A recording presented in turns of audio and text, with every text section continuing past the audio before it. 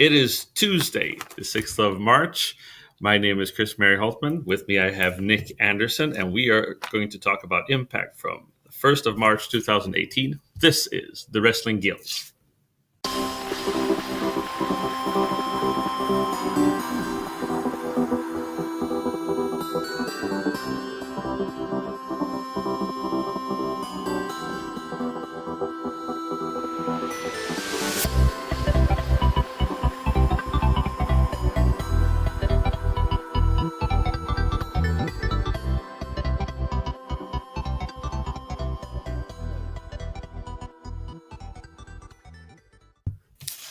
So, hey Nick, how you doing? Hello. It's snowy.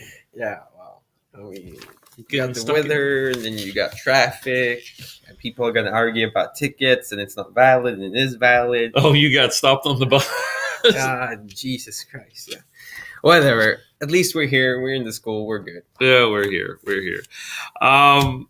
Impact. March 1st. We're in March already, although you can't tell by the weather. Yeah. So, how did you like this Impact? It was. I kind of liked it. I mean, we didn't have that much chit chat. No, I thought it was a strong Impact. Mm-hmm. It was a strong Impact, and the thing is that it hit like a new record in viewership numbers. I don't have the numbers right in front of me here, but it did do very well. Let's see if we can get those numbers up while we're talking here. But obviously, the numbers probably reflect what happened in the show. What happened at the end of the show, don't you think? Yeah. Yeah. Yeah. I mean, that people wanted to see, although they did have, like, they showed a lot of it on YouTube. I mean, after the show, yeah. But of course, I think we're not getting the numbers now, but anyway, it was up 350, I think, or something like that, over 350. But I mean, the thing is that you didn't get more. I mean, they didn't show. I don't think they showed that much before Impact aired. I think they saved it all for after Impact had shown been on the air. But we'll see, and we'll talk a little bit about that at the end. I think about what happened between Eddie Edwards and Sami Callihan. It was also well known that it happened because they had already announced it. Yeah, when it happened, we'd seen pictures of it and stuff like that. There was a recap of EC3, Johnny Impact, and Tyrus, them fighting. So we go straight into EC3 versus Tyrus. How did you like this match? One of the few times we've seen Tyrus wrestle. Actually, one-on-one. Yeah. I mean, it was quite satisfying. Your dad's calling. That's yeah. Well, it's a 0-10 number. That's like I have no clue.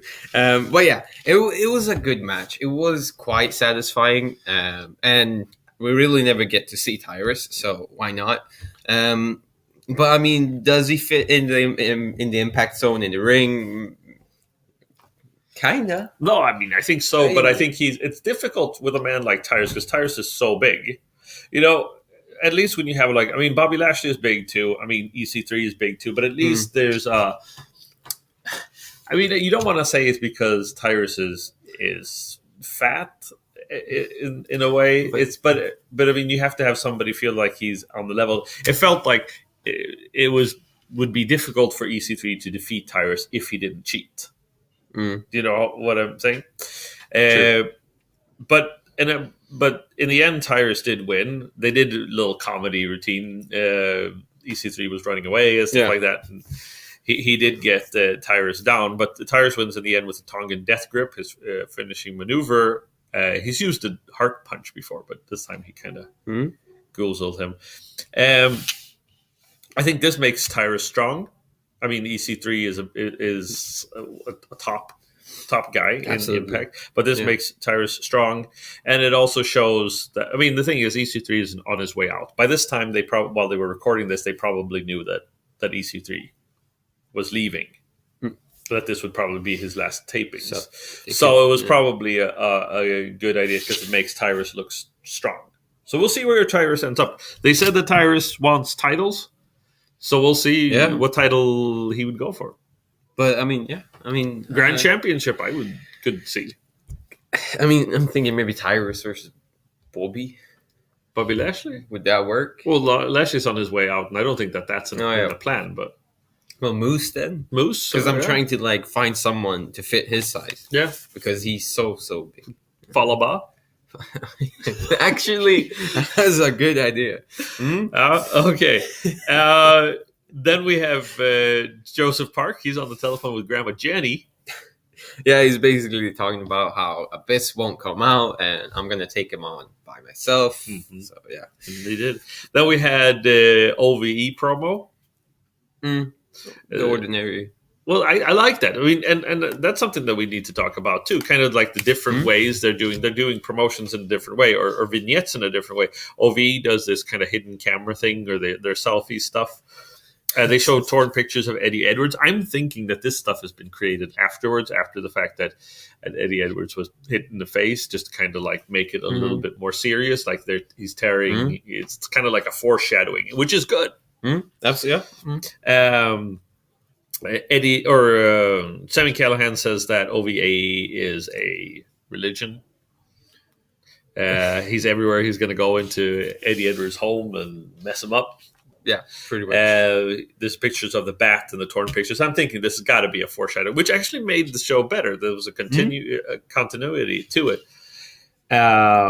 We'll have reason to talk more about various vignettes and promos later. Then it was, and this was also new. What came after? Dutt and Sanjay Dutt and Josh Matthews were standing like, it was kind of like a sports. It was like a sports kind of thing, sports casting. Yeah, and they had like this huge screen behind them. Yeah, it was cool. Yeah, I like that too. They're really kind of getting it into being more like a kind of like a sports show. Now, you're not a big sports guy, or not really. No. Okay, say one sport that you follow apart from wrestling. I quite like. Soccer? Yeah, soccer. Yeah. It's quite satisfying. What's your favorite team? Well, I haven't really decided that yet. Oh, okay, fine. We'll just end this conversation now. But yeah, it was a nice touch. I liked it. They talked about what was coming up, and we see that again later. I think this is nice. Better than them sitting in front of a desk. Absolutely. Pretending that they're there, because we all know that they're actually not there when the matches happen. So, then finally, after months of speculating and asking what happened to him, Braxton Sutter, a very Braxton Sutter heavy episodes today. He got more play than anybody else, I think. Yeah. Braxton Sutter versus Phantasma. Phantasma comes to the ring. Braxton Sutter already in the ring. Didn't even get an intro. Yeah. I mean, kind of jobber. Kind of. It's nice to see him come back, but at the same point, he's a bit disappointing. I don't know. Well, I was kind of afraid that this Phantasma Braxton Sutter match was going to just end up being a squash match. I mean, Phantasma wins. We know that. He wins in the end. He wins with the thrill of the hunt. But Braxton Sutter took it to him. I mean, it wasn't like it was a pushover. It wasn't like a Congo Kong Braxton Sutter match.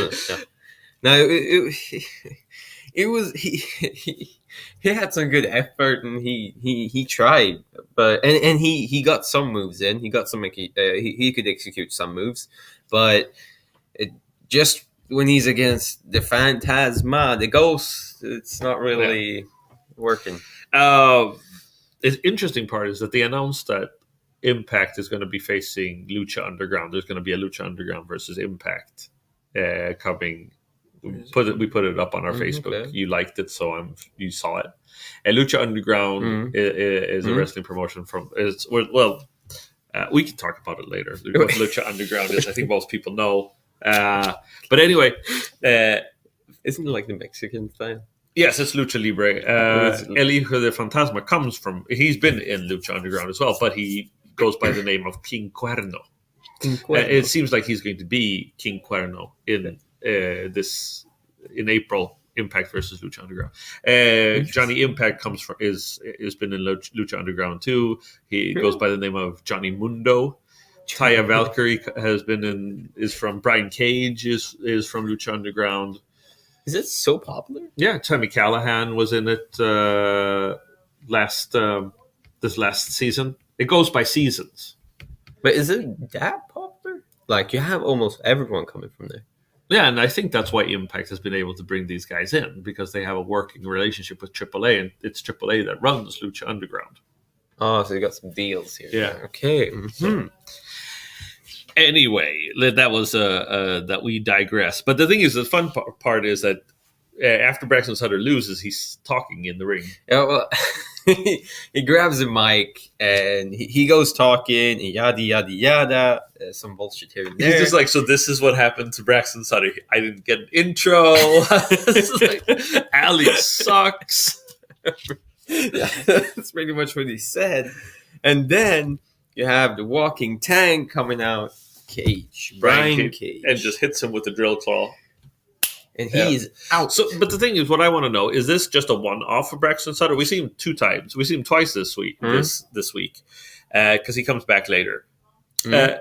Is this where does Braxton Sutter go? Is this the introduction of Braxton Sutter back into the narrative, or is he just here? Was this just it? What do we do? What would you do with Braxton Sutter? Well, I'll slowly give him some matches here and there, and then make him look good a bit.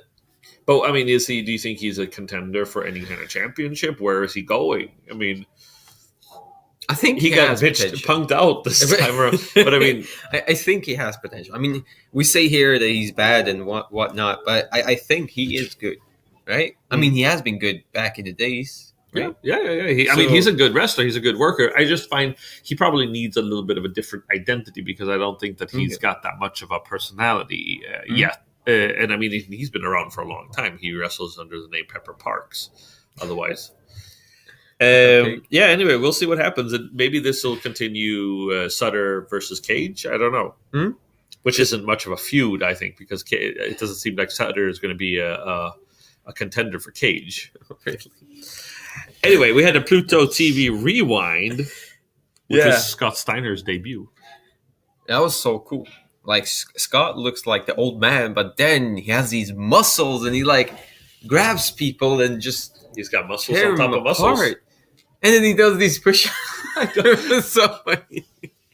It's like to show that he's well trained. Yeah, look at me. Well, Tyrus did push-ups too. You realize after he had beat Easy, and that's impressive. I think I'd be more impressed that Tyrus can do push-ups. Then yeah, that's true. That's true. Anyway, then we had a Matt Sydal vignette where he kind of talks about stuff. Well, basically, or actually, the vignette was basically just him winning and what he was talking about. And then we had an interview with Matt Sydal where he talks about that he's challenging. And this actually answers the question that we had last week. Is Ishimori going to challenge for the Grand Championship? Which happens because Ishimori brings out a scroll. He has a scroll, basically. I don't know if you had to translate it or what. No, but it was in English. Because he said, I can't read Japanese, but it was in English. Then in the end, he's like, hey, you are douchebag. Yes. I thought it was funny because I love the fact how they played off of Mackenzie Mitchell in this one, because she had to read it. She was like, I don't want to read this. What it says here. And he's just like, Matt Sydal grabs it. He's like, douchebag. Really? Yeah. Oh, it was. But I think we're seeing a turn for Matt Sydal. I think he's turning. I mean, I think he has been turning, but I think we saw it today. He's a little bit of an asshole. Douchebag, if you will, but at the same time, his reaction wasn't really like, "I'm gonna kill you and destroy you." No. But I mean, it doesn't have to be. He could just feel like he's superior. But he was also. It sounded like, and you can correct me here if you feel that I'm wrong, but it almost sounded like he's going to be whoever is his spiritual guide is going to reveal himself on Crossroads. Okay. Did you? I didn't really. No, he wanted to kind of present them to the world. He said. Okay. So what? Maybe the Crossroads? Yes, this week. This week. Maybe, I don't know. The thing is, what happens here is if Ishimori loses the X Division title here, is that it for Ishimori in Impact? Is he going to go back to Noah, or? I mean, I think he stays. Do you think there's going to be a definite winner? Or do you think it's But going they to be a could make the disqualification? draw Yeah. and just. But I mean, I really like Ishimori. So I mean, I could see him, but I could see him lose and then still be in the. Yeah. Yeah. I don't think he has to leave. Yeah, we'll see. Hmm? Yeah, well, Seidel doesn't say that he's going to put up the Grand Championship, but I think that's what happens. Pretty much. Then we have Congo Kong versus Joseph Park. This is basically not a non-entity. Congo Kong beats Joseph Park quite easily. We don't find any abyss. There is no abyss. It's Joseph, and he gets smoked. Yes, and Jacobs cuts a promo. He says he wants abyss. And Kong basically chokes out Park with Jimmy Jacobs' scarf. Yep. Stylish as always. Mm-hmm. Yeah. Then we had the Cult of Lee having the partay. These guys, they always fudge up. Yeah, well, we basically have Trevor and Caleb like sitting They're having a party pool. in the poolside. Yeah. With their Hawaiian shirts and their bandanas. And we have these cats. What is it, the Mumbai cats come by. They weren't invited to the party, but they were there anyway. And then Conan shows up. Yeah. And then what happened? LAX, they were the Mumbai cats all along. Exactly. And so the Cult of Lee get thrown into the pool. And he says, I can't swim. I don't know if it was Caleb or... I think it was They're Trevor like, Lee. well, that's just better. And then just throw him in. Oh, I loved it. That was so fun. That was really good. That was really good. Yeah. And then here, once again, they're letting Trevor Lee be who he is. Just a fun guy. True. That was fun. That was fun. Then we had Alberto El Patron cut a promo. And here, again, this was also different. The way he was lit up from... In your face. Yeah, and he was lit up from below. He looked into the camera. I thought that this was cool too. There's a different feel to it. He kind of looked like, because with the tie and everything, he kind of looked like a supervillain almost. He's like, like you'd say, Yeah, it's true. I was thinking it makes it a lot serious. I mean, more serious. And you really want to listen to him. Yeah.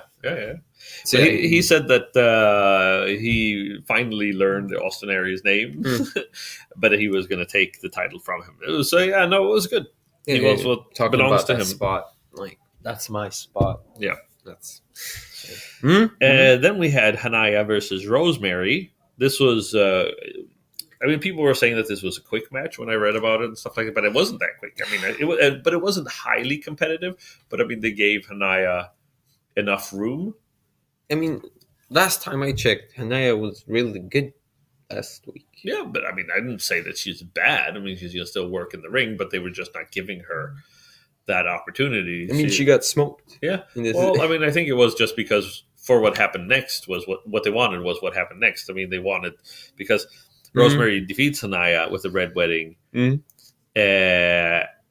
she says, Rosemary says that she's the alpha bitch. And she wants to knock out champions again, and then who comes out?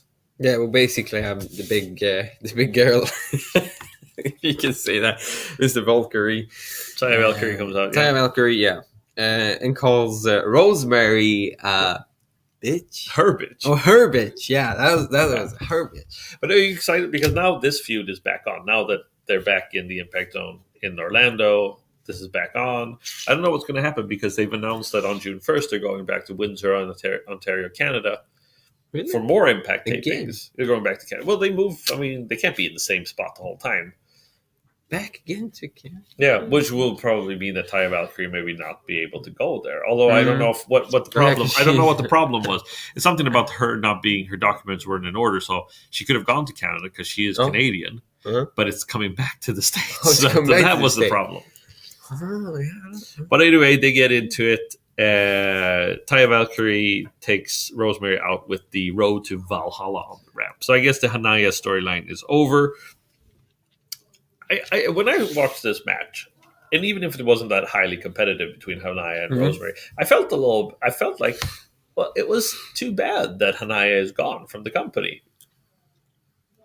That they let her go because she wasn't cooperating with them. I mean, I think she would have been a good addition to the Knockouts roster. I mean, she had potential. No. But I guess, yeah, I don't know. Yeah, just throw it away. the thing is that, speaking of that, and just like a side note, Impact announced that they now have a working deal with Rise, which is a women's only wrestling promotion. So we'll probably see more women coming into that kind of like a developmental style. Mm-hmm. How do you like that? Well, that's amazing because we've always been saying that we need more females. Yeah, because it's so. I mean, there's literally no one. I mean, you have Rosemary, you have Taya, you have Ali. Then it starts to like. Yeah, well, you have the Kira Hogan and you have Amber Nova, but I mean, they're not there so much. They're not doing anything with them right now. So yeah, it's a shame.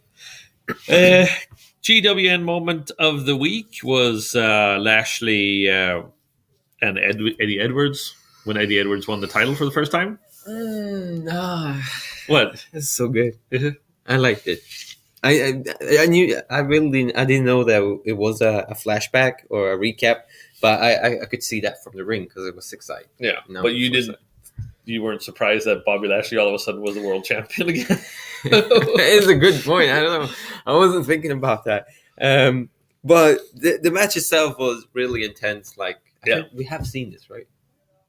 No, I think this is before you. Is it before? Before you even started watching? Before you started watching, I think. Oh, well, it was an intense match. We had some really good hard-hitting moves, good back and forth. And Eddie, I like how Bobby Lashley played off when he got the knee in the face for the Boston Knee Party. Mm-hmm. He was like completely like out after he was trying to get up, and he was like, "Yeah, that was cool. It was cool." Anyway, we don't have to talk more about that. That was a recap, and then we have Laurel Van Ness, a vignette with beautiful music playing. It was very sentimental. Did you get a little teary-eyed? No, it's just it's so funny because KM stands there as like. Oh yeah. That was afterwards when she was having her commitment ceremony, and KM's like, "I've married everybody, man and woman, man and man, woman and woman," and now she was going to marry with the belt. She was going to marry the belt, and he's like, "It's 2018. You can do this. It's legit." And then Laura Van Ness wanted him to jump straight to. Yeah, if anybody had an objection, and then Braxton Sutter came out with the neck brace saying that he had an objection. Yeah, and he was in pain because the big ape cage had hurt him. And he made the big mistake in not marrying Laurel Van Ness. He proposes and she says no. He leaves. KM just like this. I admire the cojones, but. And then we have this. Ninja. And then she wants more. Oh yeah, more objection, and we have like. But did KM just leave after that? I don't know. He was standing there a second ago, but then he maybe was thinking as the things. She was going kind of crazy. He just left, and Ali dressed up, kind of ninja style. I guess style. It was cool. Comes out and beats Laurel Van Ness up because it was a trap. Laurel was trying to trap her, but she didn't manage to. She couldn't manage to. Anyway, so that continues the feud between Ali and Laurel Van Ness. Then we had another OVE promo. Then Dutton Matthews at the commentary thing again. Yeah. Vignette for Aries versus Impact. Just making sure everything is up and up. And then the main event, Sami Callihan versus Eddie Edwards. Sami Callihan comes out, of course, with OVE. What? Did this make you teary-eyed as well? I'm just amazed how Eddie could. I mean, how he works so good with Everett. Yeah, I mean, this was an awesome, and this is actually the type of match that I think we've been talking about that we missed. It was a strong style match. It was hard hitting. They chopped each other. They kicked each other in the face. I mean, this was all. I mean, I could go back and watch this again because I mean, I remember saying also that Sami Callihan is really good. He is really good with people because I mean, as we saw Eddie and Bobby that recap, he works really good with people. So I don't know, these two together, it's like OVE gets thrown out. I mean, I don't know what to say. People really should go and see this match because this was really good. Eddie Edwards he doesn't hit him with the Boston Knee Party. He pins him with a kind of Gin Tonic style move because Callahan tries to do a sunset flip. And anyway, but what happens afterwards? That's what was the real big deal. After Eddie Edwards wins, Sami Callahan attacks him, hits him with a shoulder breaker. Well, hits him with the bat in the stomach, shoulder breaker, and then puts a chair on him. And I don't really know what the point was with the chair. I mean, because he just put it on his chest, so I guess he was supposed to hit him, and then it was supposed to compress his chest. But what seems to happen, and I don't know. There seems to be an interview with Eddie Edwards. I haven't read it yet, where he says what actually happened, how the accident happened. Mm-hmm. But it seemed like Edwards might have moved it, or he didn't get it far up enough before Callahan hit it, and then it kind of bounced off the chair, and hit Edwards in the face. The thing is, I remember watching highlights on YouTube, and that's when they put his head through the chair. Yeah, that was a different thing. Yeah, it was a different thing. Yeah, okay. No, because it was a bit. That was Davey Richards doing that. David? Yeah. Really? Oh, shit. Am I that wrong? Eddie Edwards just gets beaten up by everybody. Nobody likes him. But I mean, and the thing is that Sami Callahan has been getting a lot of flack for this, a lot of hate for this, and I understand if it comes from fans, because some some fans have a difficult time telling reality from make believe, and obviously this was an accident. It was not Sami Callahan's fault, but of course Sami Callahan is a bad guy, so he's playing it off like it was. He's like, I don't care. And there was some video. He was on Busted Open, the radio show, where I guess he had said that if Impact forced him to apologize, he would leave the company. But I don't think that that's going to happen, because obviously Impact Wrestling is promoting this thing very, very hard. Exactly. But it is. It's always. I always like it when they bring the reality into the storyline. You take the opportunity to bring this into the storyline. Now it was announced that Eddie Edwards and Bobby Lashley were supposed to face OVE at Crossroads, but now it's going to be Bobby Lashley alone against OVE. Shit. At Crossroads. Alone. Yeah. But what do you think? What is your take on this accident? I mean, I just think that they have been giving us episode after episode after episode, and they have executed the moves correctly, and you're just going to bitch at them for making one mistake. It's a serious mistake. I mean, obviously, Eddie Edwards could have gone blind. He got hit in the eyeball. Well, but the thing is, a mistake is a mistake. Usually, they take care of it. A lot of dangerous things happen in the ring. A lot of things. I mean, just look at say somebody had gotten injured in the barbed wire massacre. Then we would have been complaining about the barbed wire massacre. There's so many things that can happen. And this was a freak accident. Usually they take care of each other. And Sami Callahan, I don't think, has anything against Eddie Edwards, and so he didn't do it on purpose. I mean, he couldn't just stand there and say, "Are you okay?" I mean, no, it was good. He played it off like he was. So he did the right thing. I mean, yeah. So yeah, no, it was all good in the hood. I would give this is definitely a B+ to me, almost on an A-. A-. Yeah. I mean, yeah, I would say A-. I mean, the last match in the beginning was good. I think everything was good. Yeah, I liked it all. It was a good combo. Just keep it up. Keep it up. And this was a good episode. To have like a higher rating on this, have like a viewership number that was higher. This was the episode to have a higher viewership number, because this shows what Impact is all about and the next level, next step. I think they did the right thing in promoting this. Sure.